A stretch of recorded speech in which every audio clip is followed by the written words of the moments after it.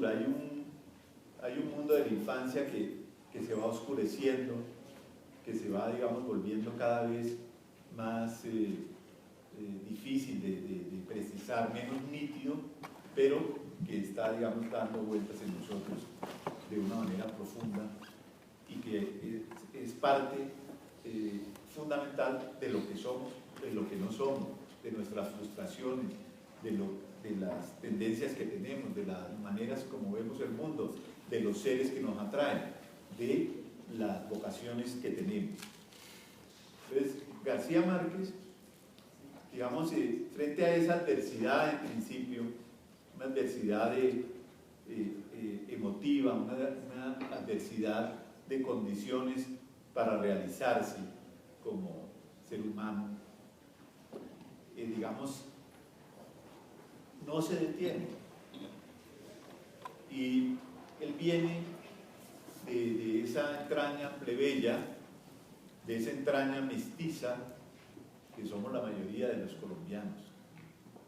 Es decir, viene del, como diría Vallejo, todo acto genial, Vallejo César, ¿no?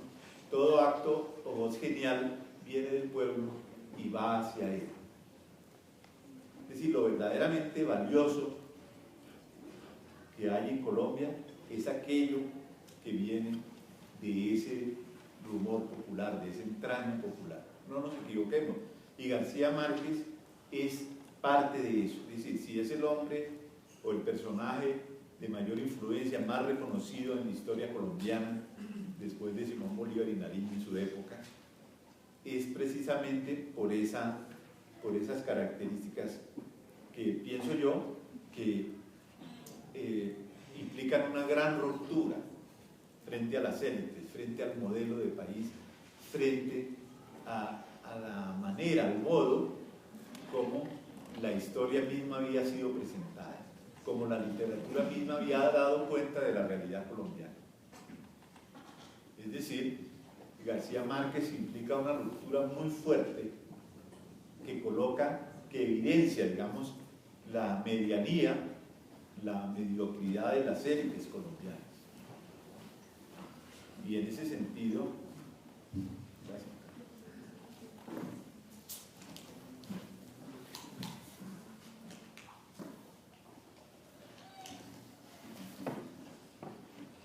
García Márquez pertenece, digamos, a esa memoria de lo popular. Y otra cosa es el García Márquez, el rebelde que fue durante una época, una conciencia de una época. Por lo menos mi generación se sintió muy interpelada por García Márquez, un hombre que creía en el socialismo, que creía en el cambio, que creía en el compromiso del escritor, que decía: la fama yo tengo que utilizarla exclusivamente para proyectar el cambio social, para denunciar la corrupción de las élites, etcétera, etcétera. Pero la propia vida de García Márquez fue girando levemente de ese rebelde frente al poder para convertirse García Márquez quizás en un consultor del poder, en un amigo de las élites, pero esa es una discusión que está allí planteada. Pero volvamos al punto inicial, el legado, está su obra, y entonces eso es lo que importa, y a medida que pase el tiempo, eso es lo que importará más. El tiempo siempre coloca las cosas en el justo lugar a que le corresponde. Autores que fueron completamente olvidados en su época, hoy son patrimonio de la humanidad, hoy se lee. Autores que fueron muy conocidos y muy destacados en su época, hoy están completamente olvidados. García Márquez va a sobrevivir, eso ya no depende de nosotros los viejos lectores de García Márquez, sino de las nuevas generaciones. Yo tengo la impresión, pero es una impresión que no está fundada en datos empíricos, sino más bien la intuición de que las nuevas generaciones tienen una enorme distancia frente a la obra de García Márquez. Quizás porque en el bachillerato se les obligó a leer algunas de las novelas, entonces ya eso creó una resistencia, pero un hombre de ese humor, de esa alegría al escribir, de esa prosa extraordinaria, como muy pocos escritores, no solo colombianos, sino en lengua castellana, han logrado, digamos, construir una prosa de esas dimensiones, de esa musicalidad, porque García Márquez, podríamos decir, es un poeta de la prosa, es un poeta de la prosa. O sea, no necesitó hacer versos, porque lo que hoy vemos es que la poesía está en muchas partes y casi nunca en los versos, por lo menos en los versos que se escriben o en los versos que yo leo que se escriben ahora. No sé, es como, haciendo un pequeño paréntesis, estuve en el Museo del Banco de la República viendo la exposición de fotografía de Henri Cartier-Bresson, uno de los grandes fotógrafos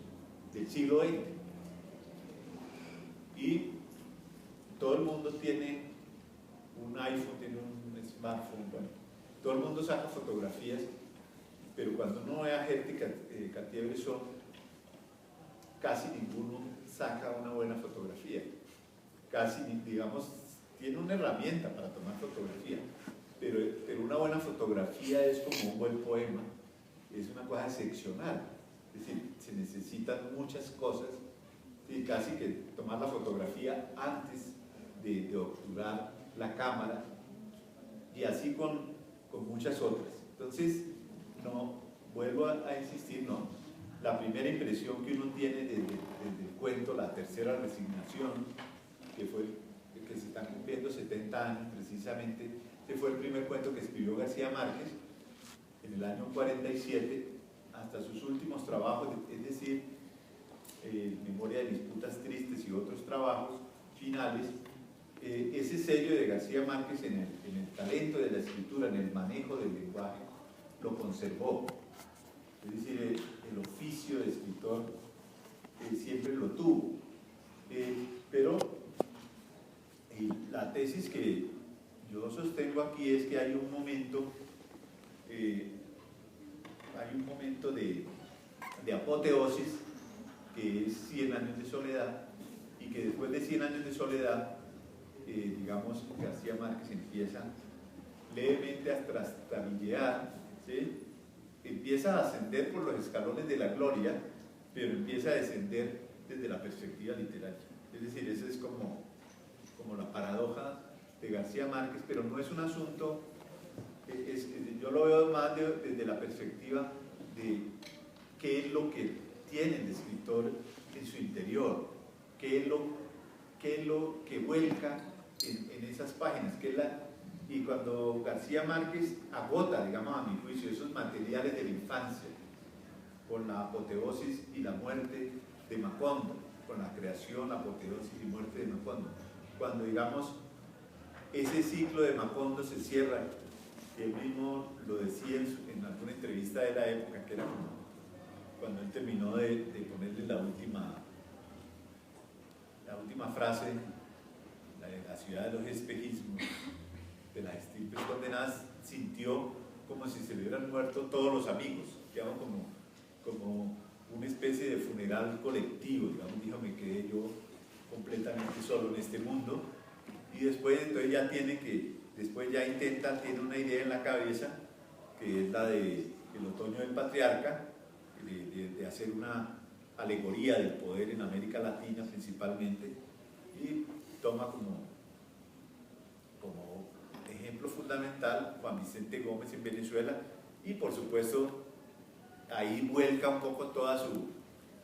experiencia de escritor, sus conocimientos del bolero, de la poesía, y ese río que es el otoño del patriarca, y es un esfuerzo de García Márquez por no quedarse atrás de lo que fue 100 años de soledad. Ya después, pues busca temas, entonces que en Sucre, su pueblo natal, o el de su padre, el de Cincé, hubo una pelea por unas cuestiones pasionales, y ahí surge la crónica de una muerte anunciada. Luego, en el 89 escribe, en el 85 escribe El amor en los tiempos del cólera, basada, digamos, un poco en una recreación del amor de sus padres, de cómo se conocieron y de la época, concentrado principalmente en Cartagena, y luego intenta hacer un retrato de los últimos días del Libertador. Después ya García Márquez va, creo a mi juicio, tanteando, decayendo, ya escribe cosas como Crónica de un secuestro, donde francamente ya está muy lejos el García Márquez de 100 años de soledad y aún del otoño del patriarca, de ese García Márquez. Yo sí, y digamos, invito, digamos, un poco a que se acerquen a la obra de García Márquez, y creo que la mejor manera de acercarse a la obra de García Márquez sería leyendo sus cuentos, sobre todo de Los ojos de perro azul,